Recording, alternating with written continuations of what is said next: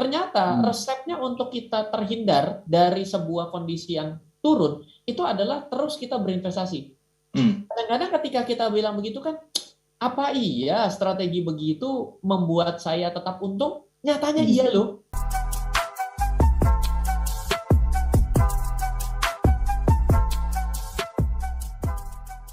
Hari ini saya memposisikan diri sebagai seorang pemula, Mas Ryan, yang notabene mungkin masih buta sama sekali, termasuk mungkin juga ya sorry to say ya, seperti yang mungkin baru belajar menginvestasi, tapi tiba-tiba masih bingung gitu loh. Karena banyak kan instrumen-instrumen investasi yang kayaknya ini membuat banyak orang tergiur gitu loh dengan profitnya, dengan cuannya, dengan apapun lah namanya, sehingga mau belajar, tapi kendalanya ini gimana mulainya nih, nggak ngerti sama sekali gitu loh. Kalau mau cari jalan kan ada GPS. Nah hari ini kita nggak pakai GPS, kita pakai Mas Ryan Filbert deh untuk bisa memandu kita tentang baca situasi bursa saham. Oke, Mas Ryan, bagian dari sebuah edukasi kah sehingga tema ini begitu penting kita bahas atau bagaimana? Ada pertimbangan lain mungkin, Mas Ryan?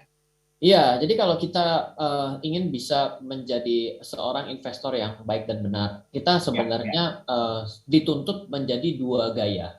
Yang pertama adalah orang yang tidak mau peduli mengenai apapun yang terjadi dengan situasi apapun, dia tetap berinvestasi. Nah, aliran kedua adalah dia mencoba memahami kondisi seperti kondisi apa yang lebih tepat untuk dia berinvestasi. Jadi yang menarik adalah orang pertama dan orang kedua ini kok sepertinya punya aliran yang sangat bertolak belakang ya. Ketika ya orang pertama itu adalah berpikir adalah dia tidak peduli dengan keadaan apapun, dia selalu berinvestasi. Tapi orang kedua itu yang merasa penting sekali untuk melihat situasi sehingga dia bisa baru mau melakukan sebuah investasi. Nah, ini kan jadi sesuatu yang perlu kita coba telaah lebih jauh. Sebenarnya orang pertama atau orang kedua yang benar kan pasti kita pada akhirnya kan sebagai seorang pemula itu rasanya ingin mencari jurus paling benar agar kita tidak rugi kan, seperti itu ya. Oke. Nah, jadi kita akan coba breakdown dari dua pendekatan ini. Orang pertama yang tidak mau peduli dengan kondisi apapun, tapi orang kedua yang investasi dengan peduli pada kondisi apapun. Nah, apakah mereka berdua akhirnya ada yang menang dan yang kalah atau ada yang dirugikan? Itu justru yang menjadi sesuatu yang menarik dari yang kita perbincangkan pada malam hari ini. Oke, kalau begitu posisi pemula dari dua option itu di mana kira-kira, Mas Ryan? Iya, baik. Nah, jadi gini, kalau saya bilang bikin pesan begini, tiba-tiba saya bikin suatu pesan ya kepada smart listeners yang pemula. Kalau kamu mau berinvestasi, kamu harus mengerti apa yang kamu beli. Lah, si pemula itu langsung bilang gini, Ryan, kamu ini gimana sih? Orang nggak ngerti, suruh ngerti apa yang dibeli, kan lucu dong. Kayaknya kan saya kayak kasih petua bijak yang padahal nggak bisa dijalankan.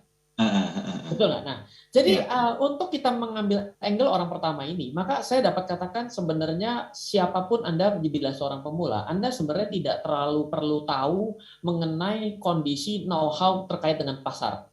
Misalnya, wah kalau lagi yang saya pelajari, bila Anda misalnya let's say bicara dengan pasar saham, saham itu benar bisa naik dan bisa turun. Nggak salah kata-kata itu. Tapi yang menarik, bila saya belajar selama lebih dari 1 abad dari data pasar selama 1 abad, ternyata yang membuat orang menjadi untung itu bukan karena kepiawaian dia untuk menghindari masa-masa pasar modal yang lagi susah. Misal dia menghindari untuk investasi di tahun 2008, dia menghindari investasi di tahun 98. Bukan itu. Ternyata resepnya untuk kita terhindar dari sebuah kondisi yang turun itu adalah terus kita berinvestasi. Misal, saya investasi saham tapi selama 10 tahun dan saya tidak peduli naik dan turun, saya selalu membeli. Kadang-kadang ketika kita bilang begitu kan, apa iya strategi begitu membuat saya tetap untung? Nyatanya iya loh. Dari data pasar dari tahun 1890 yang saya ambil dari Standard & Poor's 500, dari Dow Jones Industrial Average bursa saham yang ada di Amerika, ternyata bila kita terus berinvestasi di atas 5 tahun, di atas 10 tahun, bahkan di atas 20 tahun, yang lucu kita ternyata kemungkinan besar untuk untung. Misalnya ya, datanya itu dari 100 kali, kita rugi itu cuma 3 kali kemungkinan dari 100 kali. Bayangkan, Anda hanya punya peluang untuk tidak BEP, itu hanya 3%. Artinya dari 100 kali kemungkinan, Anda cuma 3 kali kemungkinan. Artinya 3% sangat kecil dong. Iya, betul. Padahal resep pertama seorang investor tidak perlu tahu dia dalam kondisi apa hari ini, tidak perlu tahu apakah resesi atau tidak, yang penting dia berinvestasi dalam jangka panjang. Oke. Nah, jadi orang pertama tuh yang mana orang pertama ini benar-benar tidak terlalu peduli dengan kondisi makro, tidak terlalu Mhm. peduli dengan kondisi apapun dari negaranya selama cuma satu syaratnya, Apa? bursanya tetap ada. Ah, gitu. Iya dong, kalau Ya, bursanya ya. udah Berarti lama, itu syarat mutlaknya ya, bursanya iya tetap ada mutlak. gitu ya.